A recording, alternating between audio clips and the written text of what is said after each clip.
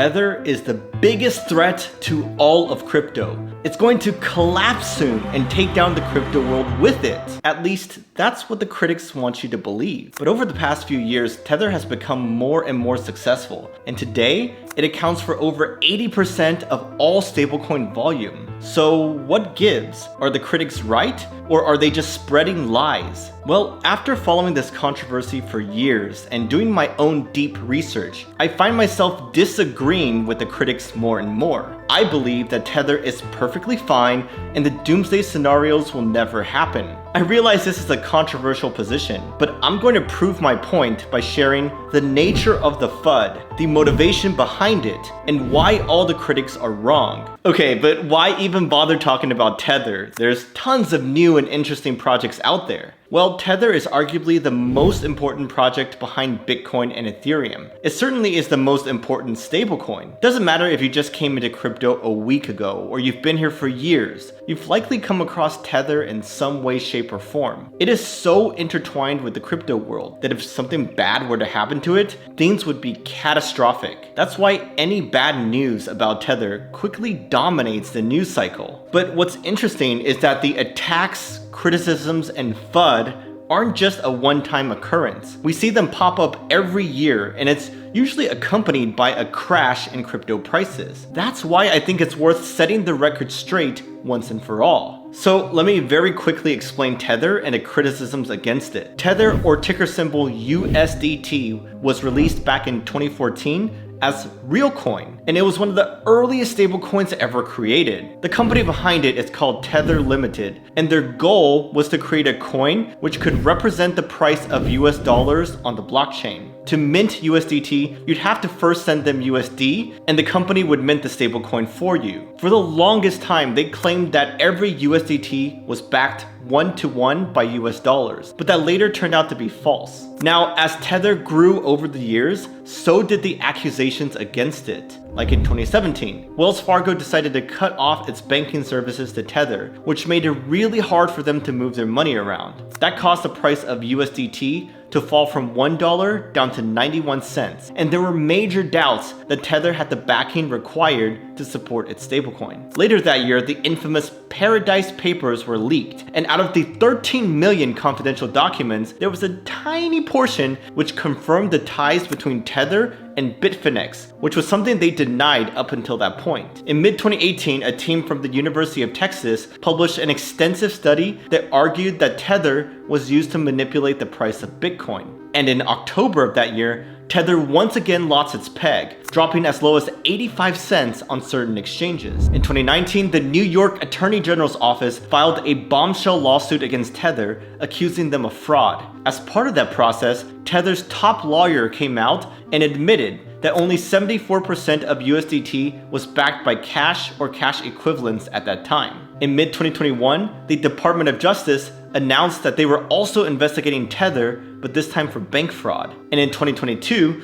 news came out that some big hedge funds were shorting USDT because they believed that Tether had exposure to risky Chinese debt that was likely to default. But let's pause right here and take a huge step back. Do you see what I mean when I say there's never-ending FUD against Tether? And yet, they're still alive and well. So that makes me wonder, what's the motivation behind these attacks? I mean, sure, some of them are just reporting the facts, but a lot of it is sensationalized and backed by unfounded rumors or speculation. Well, I think to answer this motivation question, we gotta look at the three types of people who benefit the most from spreading this FUD. First are your price manipulators who want to buy crypto at a lower price. Because Tether FUD has been very effective at moving markets. So if you're a whale who wants to buy Bitcoin at a discount, you could easily combine Tether FUD with your ability to crash the price of Bitcoin to scare retail newbies into selling their Bitcoin to you at a lower price. Sadly, that is how wealth is transferred from naive retail investors to the more experienced whales. Now, the second group of people who love Tether FUD are your general crypto critics. I'm talking about the Peter Schiffs and Nouriel Roubinis of the world. They hate all of crypto and they want to see it fail. So whatever criticism sounds convincing, they will happily spread it as proof that crypto sucks. And third, you got your crypto influencers or other media entities that love to spread this FUD, because ultimately it does sound scary, and we know how well fear drives clicks. But if you watch their videos or read their articles, you'll find that they're mostly fluff and don't make a convincing argument. For me, I used to be worried when I heard those dire warnings from the critics, but now? I don't care. I mean, they've been shouting grave warnings for years now, and yet Tether is still alive and well. Yes, they did lose their peg several times in the past, but they've always been able to regain their peg while increasing usage and adoption. I think something called the Lindy effect explains my perspective perfectly. It's the phenomenon where the longer something survives, the longer it is likely to last in the future. And this applies to non-perishable things like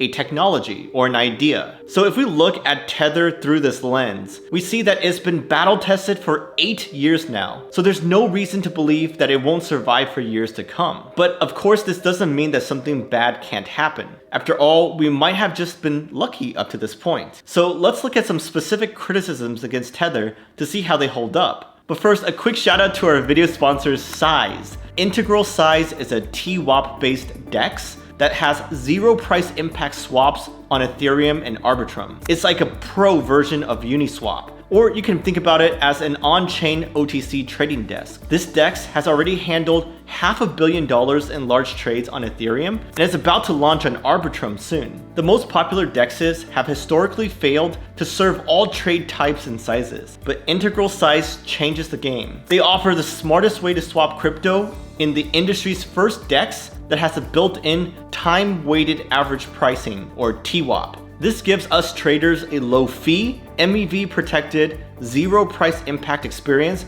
that we can't find anywhere else. Size was built by Integral, a global team of problem solvers that aims to make DeFi more accessible, secure, and fair. So go swap with TWAP and trade smarter with Size. Check out my link below for more info. Alright, back to Tether, and right off the bat, some of the top criticisms don't even make sense. For example, some people accuse Tether of printing stablecoins out of thin air to pump up the price of Bitcoin. They look at the chart of USDT's circulating supply and match certain supply increases with Bitcoin price pumps, and they're like, look, this is proof of manipulation. But that is just so wrong, because Tether mints new stablecoins when there's demand from clients. And it makes perfect sense that a wave of demand comes as the price is going up. Sam Bankman-Fried himself said that FTX regularly mints USDT with actual dollars. There was even a study out of UC Berkeley that analyzed 3 years worth of Tether data and found zero correlation between their minting activity and the price of Bitcoin. And finally, during bear markets, we've seen the circulating supply of Tether drop as demand decreases and the team burns the USDT that has been redeemed for USD. So for all these reasons, this particular argument never made any sense to me. On the other hand, there are some arguments that make sense, but they're getting weaker and weaker over time. For example, there's been a concern that Tether puts their USD collateral into risky financial instruments, such as commercial paper. And if something bad happens to those assets, then it will leave a huge hole in their balance sheet and they'll be unable to fulfill redemptions back to USD. But the Tether team has heard these concerns, so they've taken steps to mitigate them. Like in May of this year, they had over $20 billion in commercial paper assets, but they've cut that down multiple times and the number will drop to $3.5 billion by the end of July. So this criticism is quickly becoming a non-issue.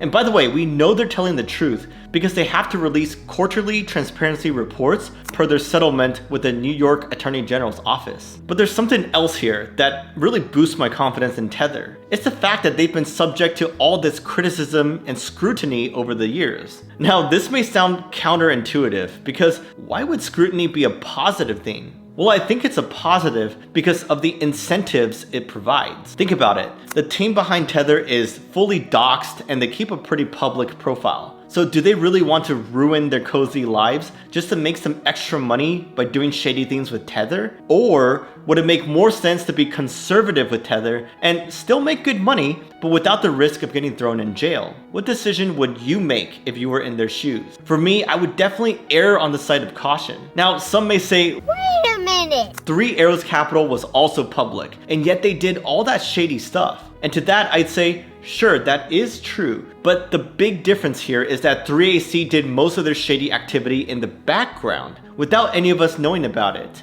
Whereas Tether has been attacked and criticized non-stop for years. So perhaps they were doing some shady stuff in the past, but they've had years to shore up their business practices and clean up their operation. Charlie Munger once said, "Show me the incentive and I'll show you the outcome." Well, the incentive for the Tether team is to run a tight ship, so that's exactly what I think they're doing. But there's something else that makes this argument even stronger, and that's Coinbase's decision to list Tether on their exchange back in early 2021. That was a bombshell announcement, and honestly, it took me by surprise. Personally, I saw it as a massive vote of confidence. Think about it, Coinbase had just gone public with an army of lawyers in tow. And with all the crazy FUD surrounding Tether, do you think they'd make such a controversial decision without doing a ton of due diligence? Of course not, and I'd even bet that they got to look at Tether's books before making their decision, but under strict NDA of course. So my faith in the stablecoin is at all-time highs right now, and I'm not worried at all about its present or future. But let's just say for the sake of argument that something bad does happen to Tether. I would still not be worried, because I'm pretty sure the largest crypto companies would bail them out. It's been reported that 2/3 of all USDT ever minted were done for Alameda Research and Cumberland Global. This is especially relevant because Alameda has strong ties to FTX, while Cumberland has ties to Binance. So both those exchange giants